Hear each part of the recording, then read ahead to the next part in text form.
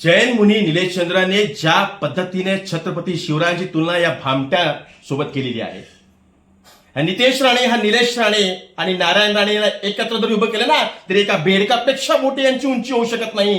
त्यांची तुलना तुम्ही छत्रपती शिवरायांसोबत करता.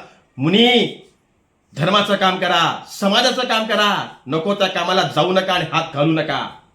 कारण छत्रपती शिवराय हा महाराष्ट्राचा अभिमान, स्वाभिमान आहे, या मातीचा अभिमान आणि स्वाभिमान आहे.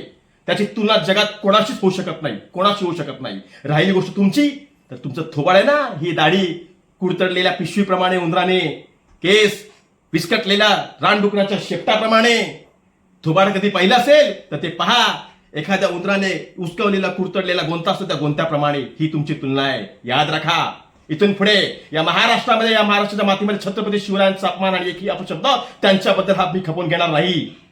आणि राहिली गोष्ट, भारतीय जनता पक्षाचे आमदार टी राजा म्हणतात की आता घराघरामध्ये बंदुके वाटा, बंदुकांचे परवाने द्या, 5-5 बंदुका घ्या आणि गोळ्या घाला, मदरसे उद्ध्वस्त करा.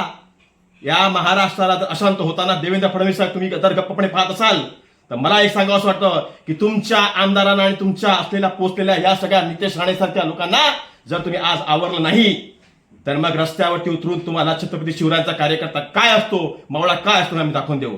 जय हिंद, जय महाराष्ट्र.